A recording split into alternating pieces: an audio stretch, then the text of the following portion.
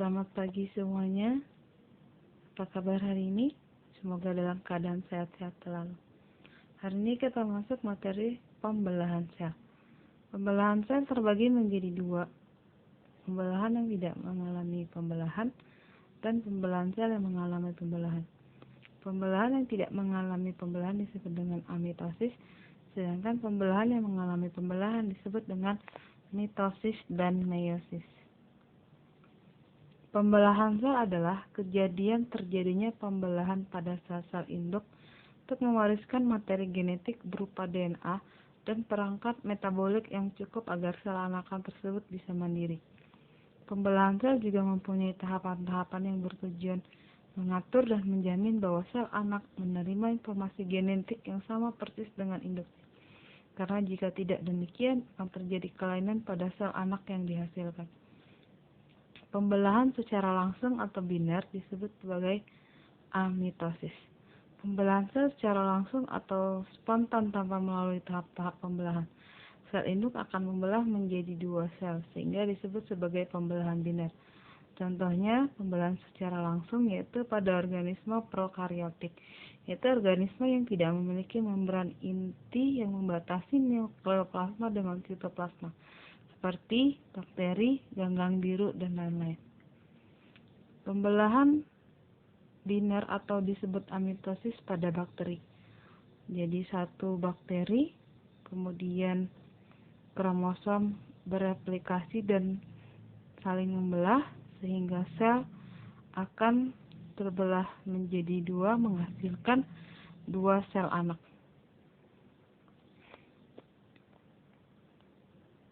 Pembelahan sel secara tidak langsung yaitu mitosis dan meiosis. Mitosis ada sitokinesis yaitu pembelahan sitoplasma. Karyokinesis adalah pembelahan inti sel. Mitosis merupakan bagian dari siklus sel, yakni bagian yang merupakan pembelahan inti sel atau nukleus melalui tahap-tahapan yang berurutan dan teratur. Mitosis terjadi pada sel eukariotik atau sel yang sudah memiliki membran inti sel.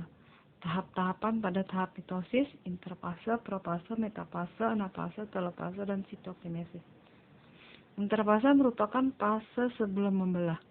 Interfase merupakan fase persiapan yang paling lama dari keseluruhan siklus sel. Interfase merupakan fase antara fase mitotik yang satu dengan fase mitotik berikutnya. Interfase juga fase pengumpulan energi untuk tumbuh menyalin atau replikasi DNA, menghasilkan protein dan membentuk organel sel dalam sitoplasma. Pada profase terjadi benang-benang kromatin dalam inti sel mulai tergulung menjadi rapat, pendek, dan menebal sehingga menjadi kromosom. Kromosom sudah tampak menganda atau berduplikasi dan tersusun dari sepasang kromatid saudara atau kembar yang dihubungkan oleh sentromer. Nukleolus menghilang sehingga tidak terjadi transkripsi DNA yang membentuk RNA. Di dalam sitoplasma mulai terbentuk gelendong mitotik yang terbuat dari mikrotubula yang memancar dari kedua sentrosom yang saling menjauh.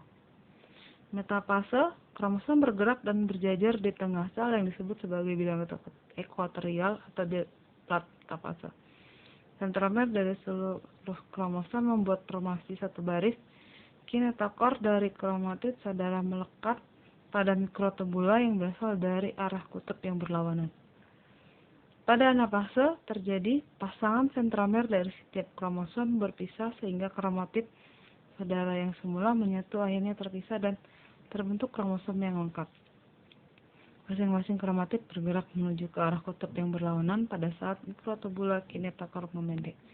Mikrotubula non-kinetokor terus memanjang sehingga kutub sel berpindah lebih jauh. Pada akhir anafase, kedua kutub sel memiliki koleksi kromosom ekuvalen dan lengkap yaitu 2N atau diploid. Telofase. Pada telofase terjadi mikrotubula non-kinetokor memanjang lagi sehingga sel semakin panjang. Terbentuk nukleolus pada kedua kutub sel.